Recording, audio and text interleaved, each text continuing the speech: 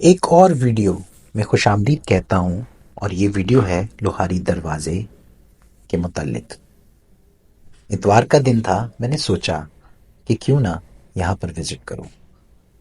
लेकिन जब मैंने विज़िट किया और देखा कि यहाँ पर तो दुकानें ही बंद थीं, लेकिन फिर भी लोगों का हजूम मुझे नज़र आया।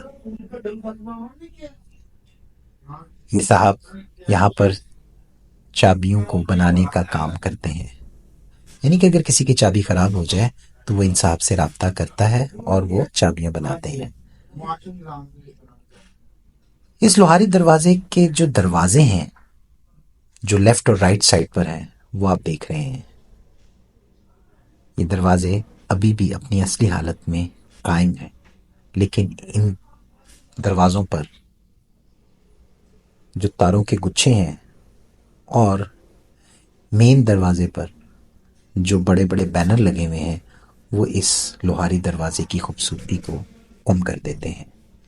ये छोटी छोटी खिड़कियां और ये दरवाजे जो आपको इनसाइड नज़र आ रहे हैं, इन साहब ने मुझे बताया कि यहाँ पर इस दरवाजे की सजावट जो मुख्तलिफ त्योहारों पर होती है, उसका सामान इन कमरों में रखा हुआ है। ये साहब तो बड़े अरसे से यहाँ पर कारोबार कर रहे हैं और कहते हैं कि जी मेरी 3 नस्लें यहाँ पर यही कारोबार कर रही है।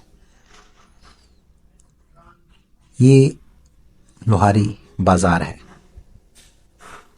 देख लें, इतवार का दिन है, लेकिन रश यहाँ पर कितना ज़्यादा है। और ये जो चिंची रिक्शे जो यहाँ से गुज़रते हैं, इनमें सवारियाँ भी होती हैं और सामान भी इनमें अक्सर औकात लदा हुआ होता है।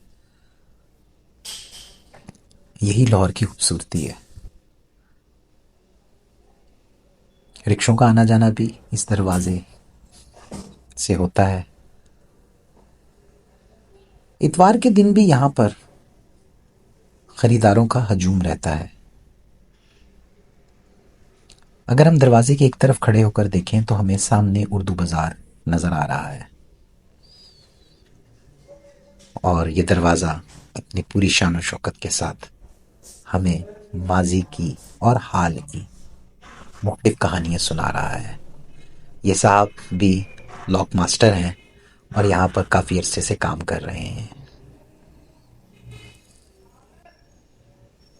हर बंदा अपने कारोबार में यहाँ मसरूफ़ दिखाई देता है। ये मस्जिद लोहारी दरवाजे के पास वाक़या है इसे,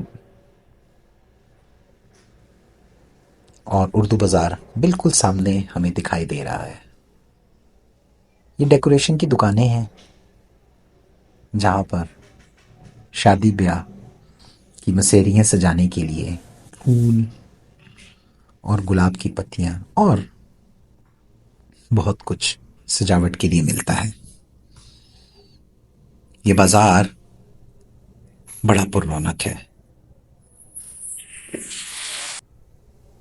ये जो कारोबार करने वाले अफराद हैं, इन्होंने हमें बताया कि हम बहुत अरसे से यहाँ पर कारोबार कर रहे हैं और लाहौर में किसी ने भी अगर शादी ब्याह में डेकोरेशन करवानी होती है तो वो इन दुकानों पर आता है और सजावट के लिए फूल लेकर जाता है।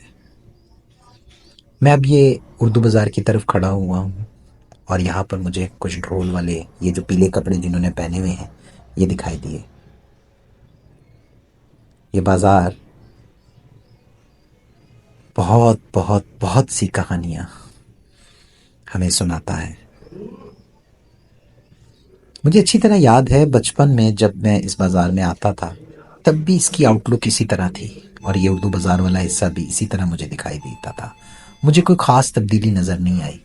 उसी तरह ये खाने पीने की दुकानें हैं जिस तरह मेरे बचपन में मुझे ये दुकानें दिखाई देती थी। ये सिरी पाए की दुकानें हैं। यहाँ पर इन स्टॉल्स पर लाहौरी आते हैं और सिरी पाए, नान चने बड़े शौक से खाते हैं। इन साहब से जब मैंने पूछा तो इन्होंने भी मुझे बताया कि भाईजान, हम बहुत अरसे से यहाँ पर कारोबार कर रहे हैं। बड़ा इंटरेस्टिंग बाजार है ये, बहुत इंटरेस्टिंग है। यहाँ पर पान भी मिलते हैं और इस बाजार में आपको हर चीज मिल जाती है। और आगे अगर इस रोड पर मैं और आगे की तरफ जाऊं तो रंग महल और दूसरे लाहौर के जो मसरूफ बाजार हैं वो शुरू हो जाते हैं। ये सब्जी वाला भी रोज यहाँ पर आता है और सब्जी बेचकर चला जाता है। मैंने सोचा कि अगर मैं किसी त्यौहार में यहाँ इन बाज़ारों का रुख करूँ तो यहाँ पर तो ना बाइक अंदर एंटर हो सकती होगी, ना आप पैदल इतनी आसानी से घूम फिर सकते होंगे। अच्छा, एक और बात आपसे शेयर करूं कि यहाँ पर जो पुरानी इमारतें हैं यानी कि पुराने घर और यहाँ के जो लोकल्स हैं वो बड़ा ताउन करते हैं। आप आएँ और विज़िट करें इन जगहों पर, इन मुकामात पर। ये गलियाँ लाहौर के कल्चर की सही अक्कासी करती हैं।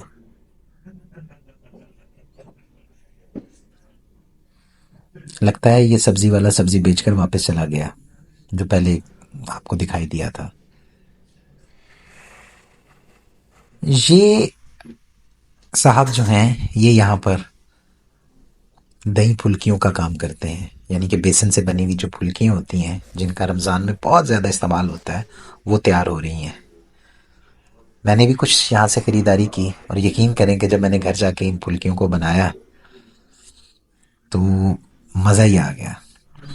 आपको ये वीडियो कैसी लगी प्लीज़ कमेंट सेक्शन में मुझे बताइएगा और इस वीडियो को लाइक, सब्सक्राइब और शेयर भी ज़रूर करिएगा। शुक्रिया।